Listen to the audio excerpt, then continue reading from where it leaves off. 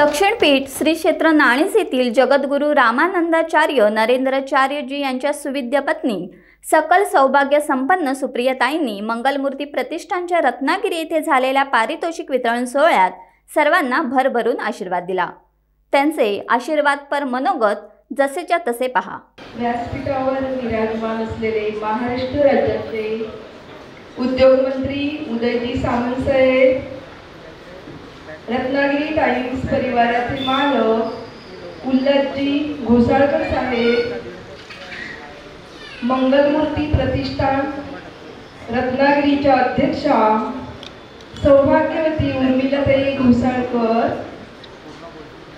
तसेच सर्व मान्यवर आणि व्यासपीठाच्या समोर उपस्थित असलेले वैदिक सनातन संस्कृतीचा वारसा जपणारे आपण सर्वजण, या सर्वांना प्रथम मी वंदन करते।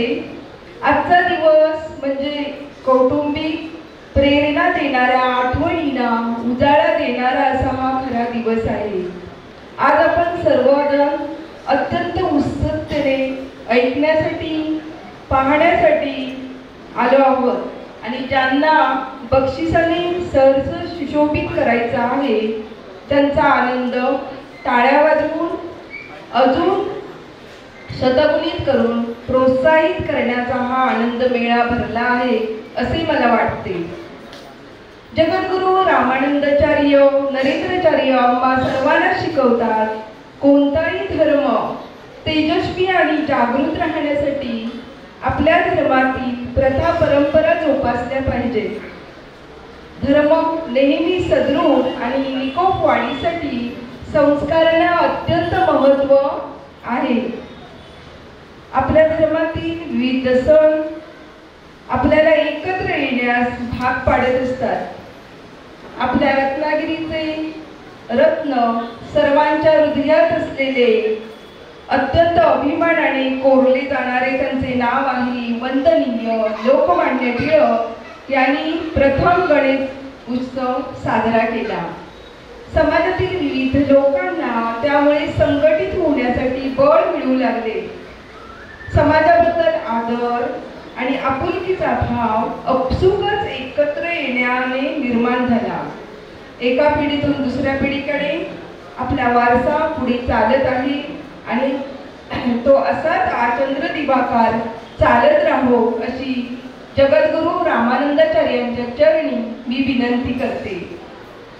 रत्नागिरी टाइम्स ही समाजाचे जनजागरण करणारे प्रतियश प्रसार प्रचार माध्यम आहे। या रत्नागिरी टाइम्स या माध्यमाने गोव्यापासून मुंबईपर्यंत अगदी देशावर सुद्धा आपल्या कणखर परखड वस्तुस्थितीला धरून प्रबोधनाने हृदयात जागा मिळवल्या आहेत। त्याचे खरे श्रेय हे आदरणीय उल्हाससाहेब घोसाळकर यांचे आहे। जशी जशी परिस्थिती बदलत जाते तशा तशा पद्धतीने त्यांनी रत्नागिरी टाइम्स जनजागरण माध्यमांचा वापर करून समाज मनावर आपले नाव कोरलेले आहे। जीवनामध्ये चढ उतार झेलत झेलत ते खंबीरपणे आपली विश्वासार्हता आणि उपस्थिती जनमानसामध्ये त्यांनी कोरून ठेवली आहे। निर्भीड पत्रकारिता, कोणाच्याही दबावाला न झुकणारे आणि पूर्वग्रहदूषित न राहता खिलाडू वृत्तीने प्रत्येक प्रसंगाला सामोरे जात असल्याने आजच्या जिंकलेल्या स्पर्धेच्या काळात देखील ते खंबीरपणे वटवृक्षासारखे अढळपणे उभे आहेत। त्यांना माणसे वाचता येतात, त्यांना परिस्थिती वाचता येते, त्यांच्यामध्ये अद्भुत अशी शक्ती आहे। त्यामुळे ते जनमानसात लोकाभिमुख आहे। त्यांनी कोकणातील गणपती महात्म्य आणि भाविकांची श्रद्धा याचा अभ्यास करून धर्माचे आणि रत्नागिरी टाइम्स परिवाराचे बीज घट्ट करण्यासाठी बरेच वर्षापूर्वी मंगलमूर्ती सजावट स्पर्धा आयोजित करण्यासाठी मंडळाची स्थापना केली होती। ज्या मंडळाच्या अध्यक्षा स्वतः सौभाग्यकांक्षिणी उर्मिलाताई घोसाळकर आहेत। उर्मिलाताई म्हणजे अत्यंत हणामासाची यशश्री खेचून आणणारी जणू देवताच आहे.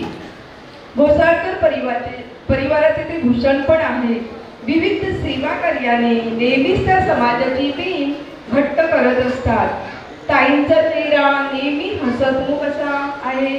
त्यांची धर्मावर प्रगाढ श्रद्धा आहे. त्यांना धर्मातील विविध प्रथा परंपरा जोपासायला आवडतात. असे सेवा कार्य त्यांच्या हातून उत्तर व्हावी अशी मी इच्छा करते. आजचा हा सोहळा बक्षीस वितरण असल्यामुळे नक्कीच आनंददायी आहे. आपल्या कोकणामध्ये घरगुती गणपती प्रतिष्ठापना मोठ्या प्रमाणात होते. इतर ठिकाणापेक्षा गणेशोत्सव काळात अधिकाधिक भक्तिभाव हा जोपासलेला असतो. आपल्या श्रद्धा, आपल्या परंपरा ह्या गणरायाच्या ठिकाणी अत्याधिक असल्यामुळे सार्वजनिक गणेशोत्सवापेक्षा घरगुती गणेशोत्सव तितकाच जिव्हाळ्याचा आणि महत्त्वाचा असतो. आणि म्हणून मंगलमूर्ती सजावट मंडळाने घरगुती गणपती आणि सार्वजनिक गणपती सजावट स्पर्धा आयोजित करून आम्हा सर्वांना आस्था, भक्ती त्याचबरोबर आपल्यातील कल्पकता या गौरवित करण्याचे ठरवून आपल्यातील भक्तिभाव जागवला आहे असेच म्हणायला लागेल.